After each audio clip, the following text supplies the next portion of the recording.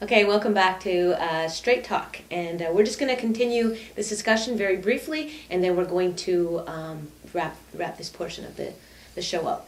All right, and so like what we were discussing prior to the break was. Well, the issue, say right now, has been about the policy that's being exercised, which apparently goes back maybe 30 years at the survival school, 1978. about zero tolerance and about the use of drugs in the community. But it's only just in the last couple of months now.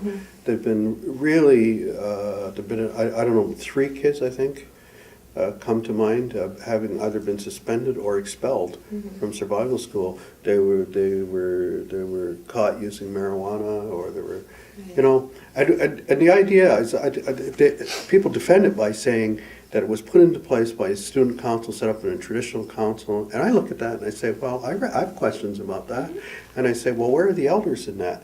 And somebody says, well, you know, there was, but who was leading that? And I say, well, exactly. But then somebody says to me, another elder in the community says, well, what happened to 3 warnings? What happened? And of course, from our perspective at home, we discuss this a lot, you know. I mean, it's like if your kids are in trouble, is that what you do? You push them out or you gather them? But you have to also look at it's not a secret. It's not something that all of a sudden, one day, it came up. You know, these are the rules, these are the regulations, this is what you have to follow, and this is the consequences for doing it. And if you make that conscious choice to do what you're going to do, and you have to deal with it. If it's there, and the parents, the same thing, is you can complain all you want about it, but you know from history, and it's not something that just started, that if you do this, this is what's going to happen. Don't later on come back and say, well, it shouldn't have happened. The child, not the child, but the youth, The student knows knows what the consequences. So, but you have to. I was back there. I I was actually part of that original school council at survival school that came up with the decision to have a zero tolerance. And back then, I don't know if it, and I know a lot of things have changed since then, but it was decided by the students. We decided as a student body to say that, no, we don't want drugs in this school. We want this school to be known as this. And that was part of the reason why we decided that. And if somebody comes to the school that is a known drug user, and we know, and we don't turn them in, then we're a part of that problem. What was the policy before that was enacted? Pardon? What was the policy on drugs before that was enacted? Well, there was a lot of I'm not exactly sure because I wasn't in administration at the time. I was a student, and as students, we had said that, you know, if somebody gets caught with drugs, we don't want them here. That was basically what we said.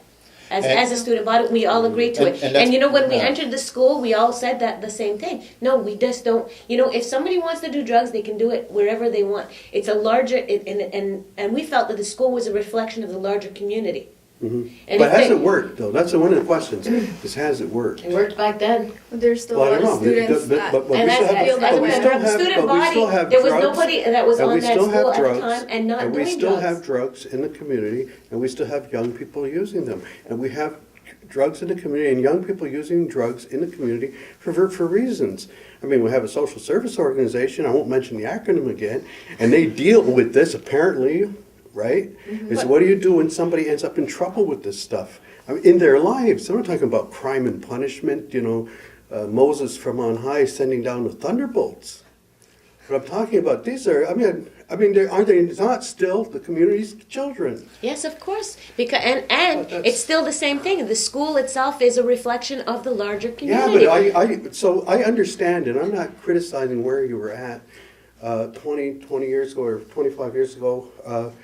But what I'm saying is, like, if we can discuss anything now, or if we can change the discussions at any point during time, then that's legitimate. I mean, I look at that and I think it's troubling. I mean, it doesn't help those kids. Yeah, like that's what, and I think today among like this generation of youth, I don't think scare tactics work. And I think that, you know, having this zero tolerance policy is, I mean, it's good that the school follows it right now, but that, I don't think that scares the students not to But, do drugs. and then that was my point. And if it doesn't do that, then there's consequences for what the actions are you're going to do. So if you're going to choose to do that, then whether you're scared or not, whether you're going to get kicked out, then you're kicked out.